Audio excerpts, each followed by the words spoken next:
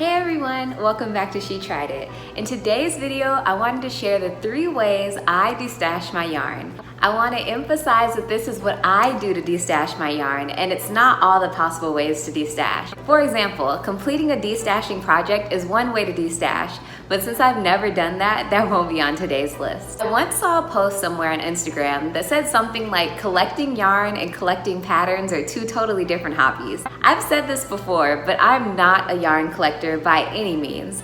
I can't even imagine having a room filled with yarn. Call me crazy, but nothing about that sounds appealing to me. I would rather have a closet filled with my handmade makes. With that in mind, I get yarn for a project, and unless I absolutely know I want to reuse it again in the future because it's just that amazing, I'm going to find a way to get rid of it. Even if I love a yarn, I may still find a way to get rid of it because I want to try it in another color. These are some tips for those of you that don't mind having a small yarn stash. Let's hop straight into these tips.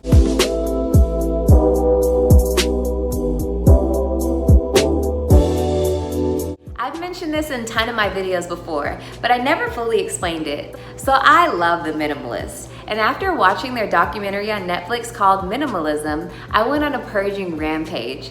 Every single inch of my home was evaluated to see if I really needed that item. Needless to say, there were tons of things I didn't need. But like a lot of things we own, we may not need it, but we also aren't ready to just give it away because we recognize the value it has. That's when I found Mercari. I started using Poshmark, which is an app more people might be familiar with, but Mercari is pretty much the exact same thing. However, I've had far more success selling things on Mercari than I have on any other app. Mercari is a free selling app where you can post what you want to sell, set the price, you can even drop the price if something isn't selling well. You can either have the shipping cost included in the price of the item, or you can have the shipping be separate from the cost of the item. Once an item is sold, you simply print the shipping label and drop it off at your local UPS store. I've sold clothes, shoes, home decor, kitchenware, a guitar, anything you can think of on that app. Naturally, when I got into crocheting, I posted my leftover yarn on the app. Then, when I started a collaboration with We Crochet and now receive free yarn from We Crochet,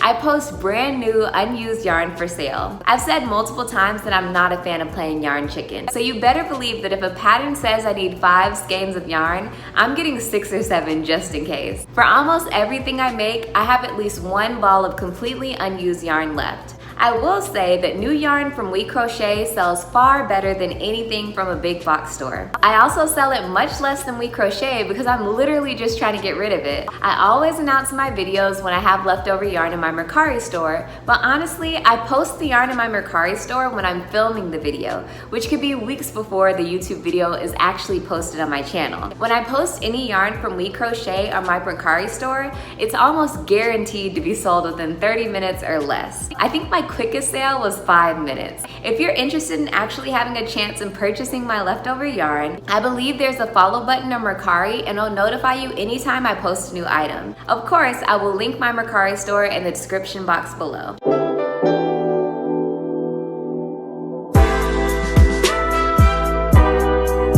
This tip I can't take credit for. This tip came from Heather over at We Crochet. After my first collaboration with We Crochet, I had about 3 hanks of yarn left over, and I asked if I could send them back. They said that it was mine to keep and suggested that I donate it to a local nursing home. Turns out that's a brilliant idea. I looked up a few nursing homes in my area, and luckily one of them had an events calendar. Right there on the calendar, every single week, they had something called Crochet Corner. I called and asked if I could donate the yarn, and they were more than happy to accept it. Turns out the Crochet Corner was a time for people in the nursing home to crochet caps for premature babies at a local hospital. I literally could not have found a better place to donate my yarn.